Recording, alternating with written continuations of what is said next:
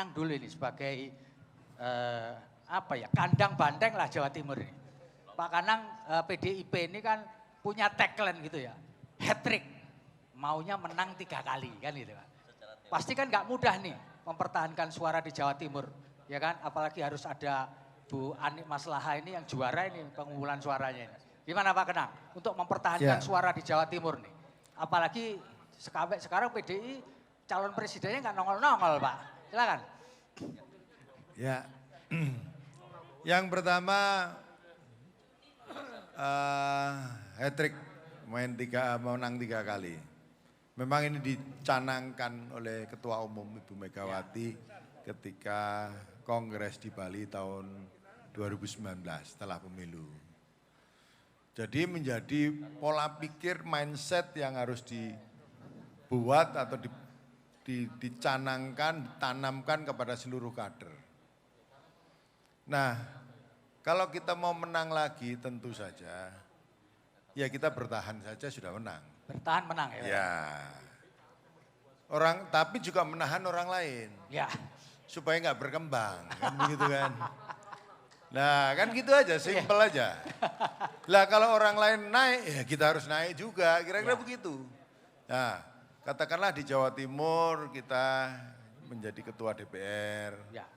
Kursinya lebih banyak tapi suaranya kalah kita ya. Ya kan suara gak penting, yang penting kursi. Suara gak penting, penting kursinya. Iya, yang penting kursi ya. Ya untuk apa suaranya banyak kursinya sidik ya. Ya gak bermahkota ya. Nah itu kita pertahankan. Untuk mempertahankan itu yang pertama adalah selama kita menang itu tentu saja jaringan kita ini punya. Ya. Untuk sampai kepada pemilih. Nah bagaimana itu kita rawat. Kita maintain, kita openi. Syukur-syukur ada jaringan teman-teman yang lain ini, aku melok PDI ya. Ya sudah ayo kita gabung, enak-enak gitu kan gitu.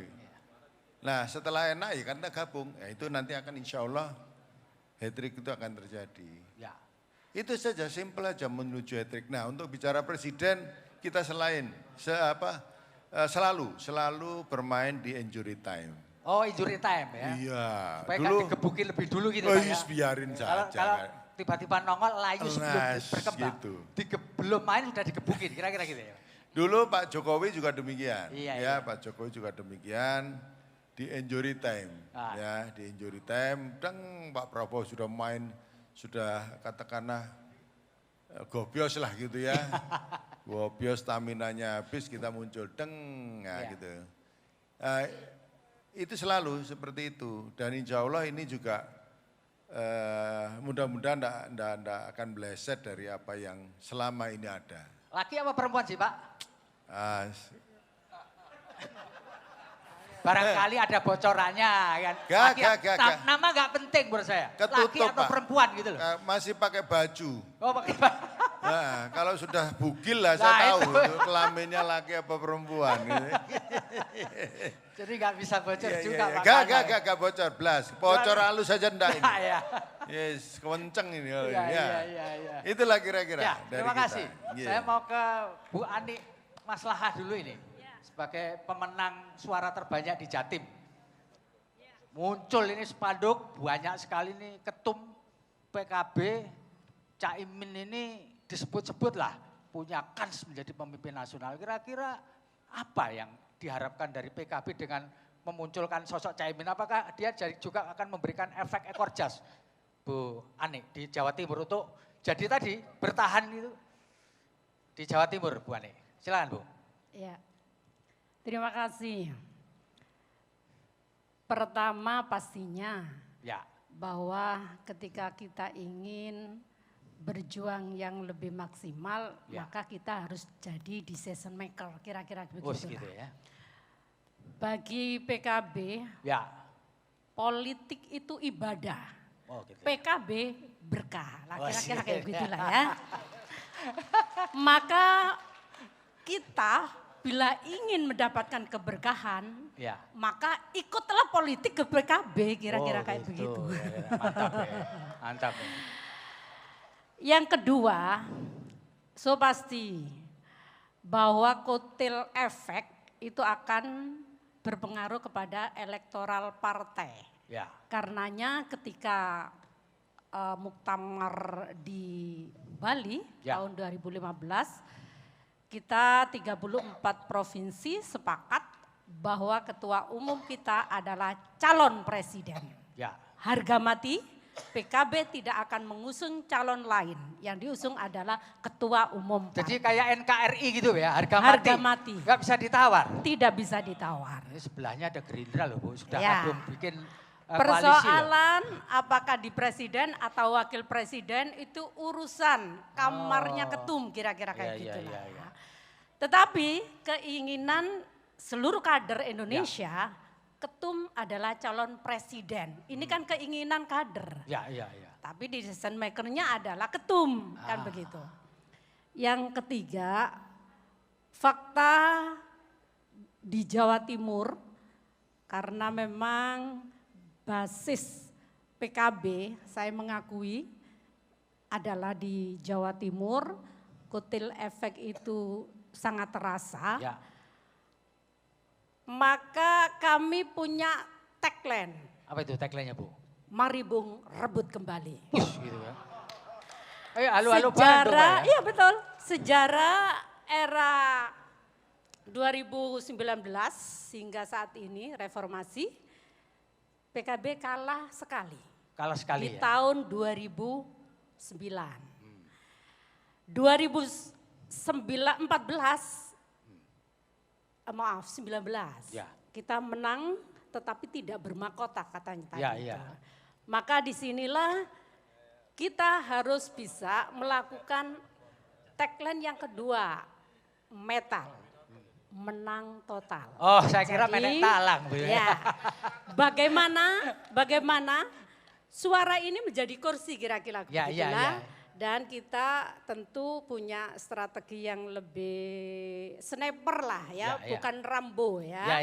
Jadi bidikan tepat sasaran kira-kira seperti itu. Sehingga kami optimis bahwa metal akan bisa kita raih. Salah satunya kita harus mengusung ketua umum di calon presiden kira-kira gitulah. Oke, teman. Terima kasih Bani. Ini karena jajarnya Pak Anwar Sadat ya langsung saya ke Pak Anwar Sadat. Pak Anwar Sadat, yang pasti Partai Gerindra mengusung ketua umumnya Pak Prabowo Subianto sebagai calon presiden. Itu sudah harga mati juga kan? Begitu ya Pak Sadat.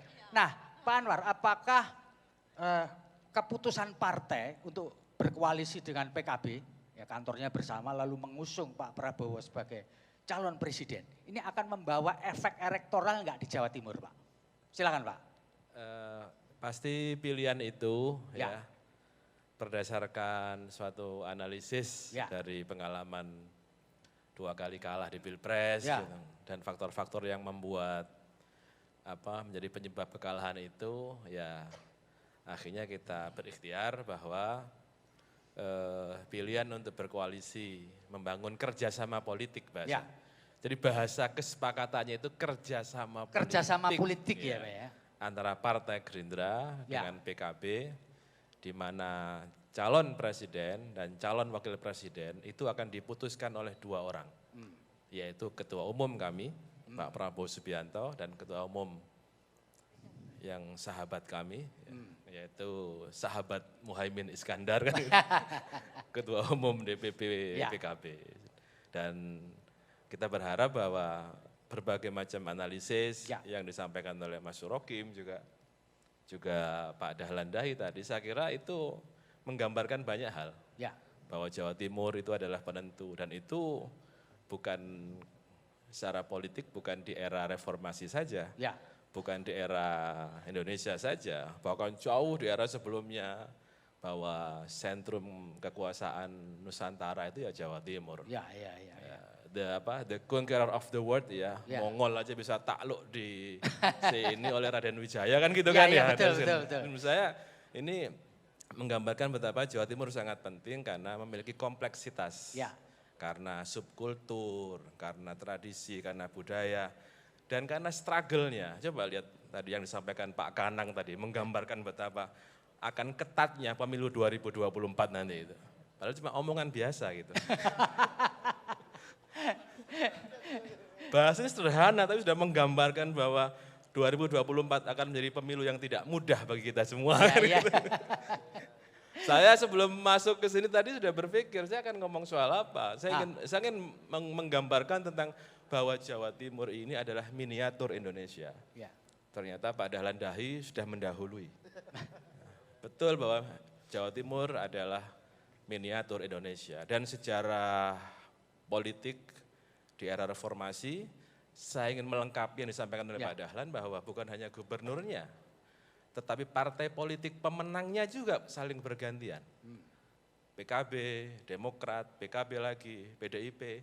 Dan saya kok merasa feeling saya yang akan datang pemenangnya adalah Partai Gerindra. Wes wayai ya. Baik, tepuk tangan. Moga-moga terkabul Pak. Sekarang saya mau bergeser ke Pak Sarmuji nih. Pak Sarmuji, Golkar ini kan partai tua ini, partai yang sudah lama betul gitu ya. Tentu tidak ingin jadi pemain pinggiran di Jawa Timur ini.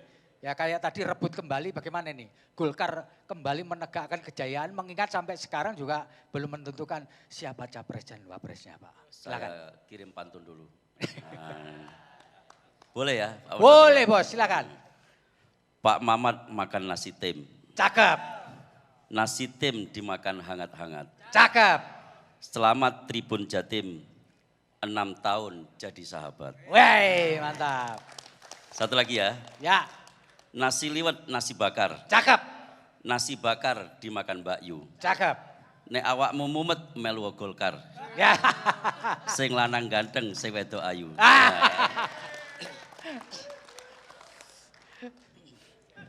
Baik, saya menjawab pertanyaan moderator. Ya. Jadi kalau kita bicara tokoh nasional yang nanti akan dikontribusikan oleh Jatim, Ya. sebenarnya minimal ada 91 tokoh nasional yang akan dikirim Jatim ke panggung nasional. Ya. 87 adalah anggota DPR RI, 4 adalah anggota DPD RI. Syukur-syukur kalau nanti ada calon presiden Ya. yang berasal dari Jawa Timur. Ya. Dan saya bocorin. Ya, ini bocor penting ini bocor ini. Nah, kalau Pak Kanang nggak mau bocorkan calon presiden, saya bocorkan calon presiden Partai Golkar hampir pasti berasal dari Jawa Timur. Oh, Jadi, wes mantap nih. betul. Dan itu adalah Pak Erlangga Hartarto yang lahir di Surabaya. Woi. Jadi Wakilnya Pak Wakilnya enggak ada. Kenapa? Pendampingnya. Pendampingnya syukur-syukur juga bisa dari Jawa Timur. Oh situ. Nah, jadi Seperti bisa, yang di spanduk-spanduk gede gitu seperti ya. yang di spanduk-spanduk itu kira-kira Ya, itu. ya, ya. Sebagai warga Jawa Timur kewajiban saya untuk mengusung kader terbaik Jawa Timur masuk ke panggung nasional. Ya. Dan itu salah satunya adalah Pak Erlangga Hartarto. Ya. Nah, itu yang pertama. Yang kedua, kalau berbicara tentang Jawa Timur, khusus Jawa Timur, bagaimana prospek Golkar di Jawa Timur? Tadi kan apakah Golkar akan menjadi pemain pinggiran saja, apakah mau masuk ke tengah? Ya. Kalau berdasarkan genealogi politik, sebenarnya nggak ada prospek Golkar di Jawa Timur. Terus terang saja, kalau genealogi politik yang menjadi dasarnya, pemenangnya sudah pasti. Kalau nggak PDI, PKB. Kalau nggak PDI, PKB. Karena kalau kita tarik gen politik, misalkan gen politik yang paling genuine tahun 55, kita sudah bisa tahu. Partai pemenang di Jawa Timur itu adalah Partai NU, kedua adalah antara PNI, PKI, dan seterusnya. Golkar, kalau kita bicara Golkar pasca reformasi, kita telusuri basis-basis Golkar di mana? Basis Golkar itu ada di basis-basis Masumi, Sumatera, Jawa Barat, Sulawesi Timur, Sulawesi Selatan, Kalimantan Timur, dan sebagainya.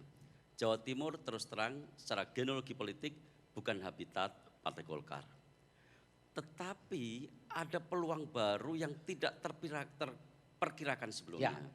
Apa itu? Kemajuan informasi dan teknologi, dan yang kedua adalah munculnya pemilih milenial yang mendominasi pada pemilu 2019 dan pemilu 2024.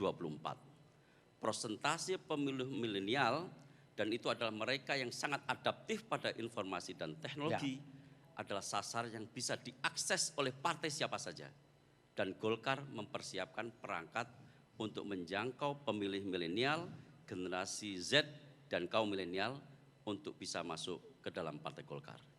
Jadi dengan cara itu insya Allah di 2024 Golkar tidak akan menjadi pemain pinggiran lagi di Jawa Timur. Iya. Nah, kira-kira itu. Pak Sarmuji, kan tadi kalau PKB untuk menarik pemilih milenial kan caleg-calegnya itu dipilih, dipreferensikan orang-orang muda gitu ya. Dilakukan juga nggak seperti itu di Golkar, Pak? Kita bukan hanya bermain di ujung permainan. Ya. Kita tidak bermain hanya pada saat pencalekan. Ya. Tetapi kita buka ruang yang sangat terbuka dalam proses politik. Mulai awal kita memimpin, kita fasilitasi anak-anak muda untuk menjadi pemain di Partai Golkar. Ada dua sebenarnya titik tekan kita. Pertama, Partai Golkar Jawa Timur mempersiapkan sebagai sarana untuk menjawab aspirasi anak muda. Kira-kira aspirasi anak muda itu apa sih? Ya. Aspirasi anak muda itu adalah terjaminnya peluang kerja. Ya, betul, Pak. Terjaminnya pendidikan yang bisa diakses dengan harga yang baik. Ya. Atau aspirasi-aspirasi pribadi mereka. Ya. Yang kedua adalah apa yang menjadi habit mereka. Apa yang menjadi interest dan need mereka. Itu yang kita jawab. Dua hal itu kalau kita jawab mudah-mudahan sebagian, syukur-syukur sebagian besar anak-anak muda, generasi milenial dan generasi Z bisa tertransformasi ke Partai Golkar. Dan mereka adalah orang atau anak-anak yang bias ideologinya sangat tipis. Gitu ya. Mereka adalah orang-orang yang sebenarnya dari sisi genealogi politik terputus dari generasi sebelumnya akibat kemajuan informasi dan teknologi. Karena itu sekali lagi kita mau persiapkan perangkat yang sangat baik untuk bisa menjangkau mereka. Begitu itu ya Pak Sarmuji. Siap, kita siap, geser ke siap. Nasdem ini. Tak tukang untuk Nasdem karena satu-satunya partai yang sudah punya calon presiden nih Pak. Bakal calon sih. Pak, bakal calon presidennya Nasdem ini kan Pak Anies Baswedan ini.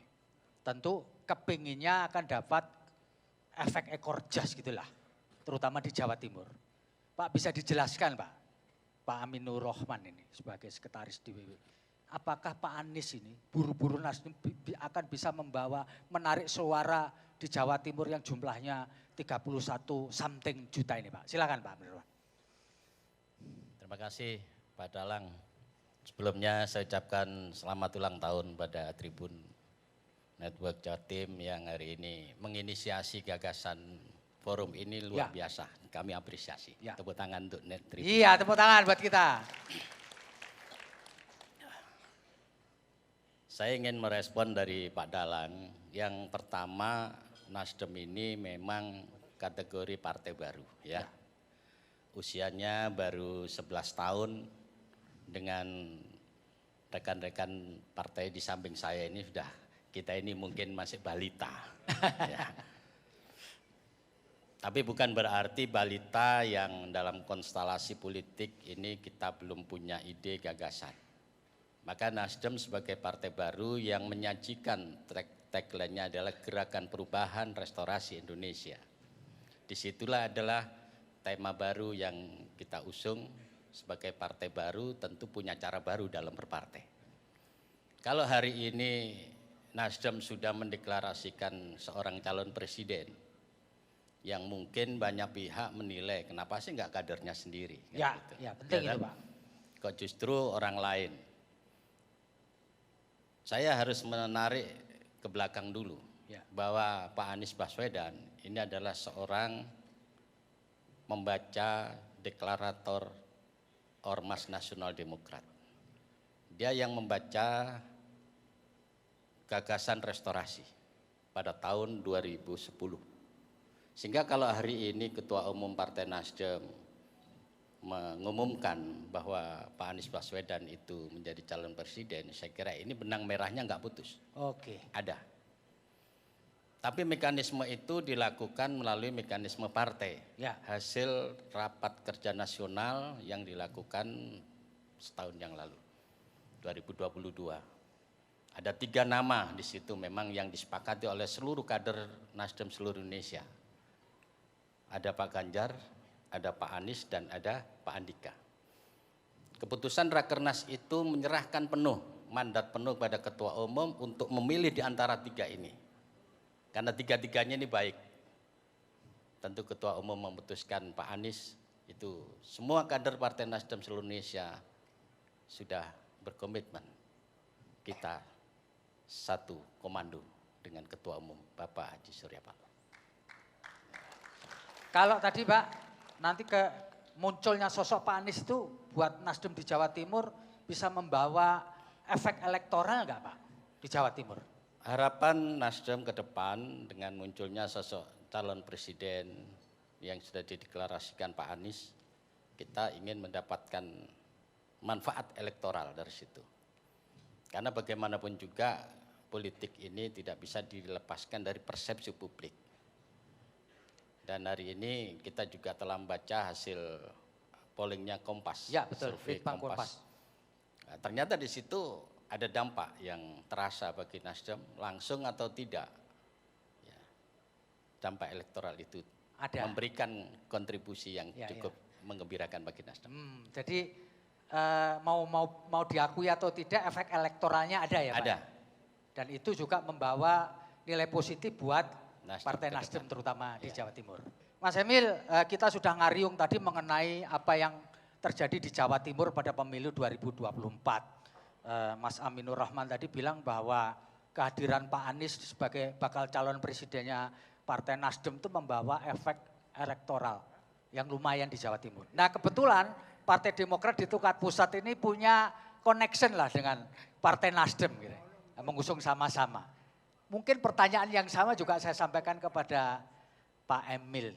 Dua-duanya punya bakal calon Anies Baswedan.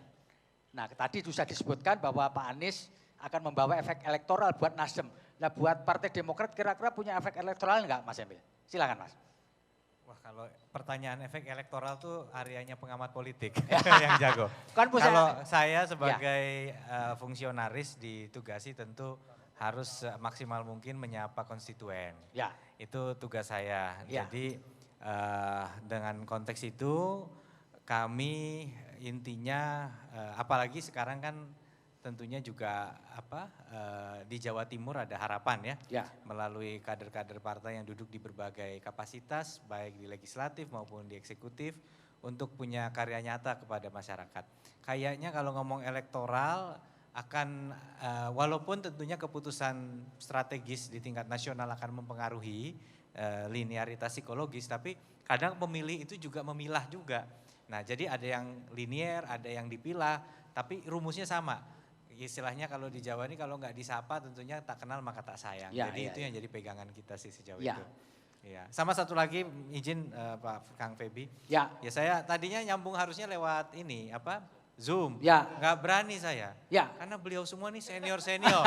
Nggak sopan kalau saya nggak datang langsung. Apalagi ada Bakung ini. Dulu saya Bupati Trenggalek, beliau udah periode 2 Bupati Ngawi gitu kan. Ini semua senior-senior ya. Ada Ketua KPU juga luar biasa. Jadi hadirnya saya di sini ingin juga ini jadi momentum bahwa kita semua ini satu keluarga besar di Jawa Timur. Kita kompak apapun warnanya, 2024 Jawa Timur harus tetap kondusif, aman dan guyup sama-sama. Mas Emil, satu lagi nih. Kira-kira targetnya Partai Demokrat, kita kan biasanya tadi disampaikan oleh pengamat politik kita kalau enggak PKB ya PDI, PKB, PDI, demikian Pak Sarmuji. Kira-kira Partai Demokrat di tahun 2024 nanti kepingin di ranking berapa Mas Emil? Udah ada arahan dari Ketum, arahannya memang kita berharap hari esok lebih baik dari hari ini. Kita hari ini sebenarnya sudah cukup baik positioningnya dalam konteks sama-sama kita bisa menjadi pilar di Indrapura, tetapi harapannya naik. Jadi kalau diestimasi kan misalnya berada, mungkin kalau nggak full 20% bisa 15 kira-kira gitu. Itu arahan yang diberikan oleh Ketum kira-kira gitu. 15 Jadi 15 tuh naik dikit dari apa yang sudah dicapai sekarang.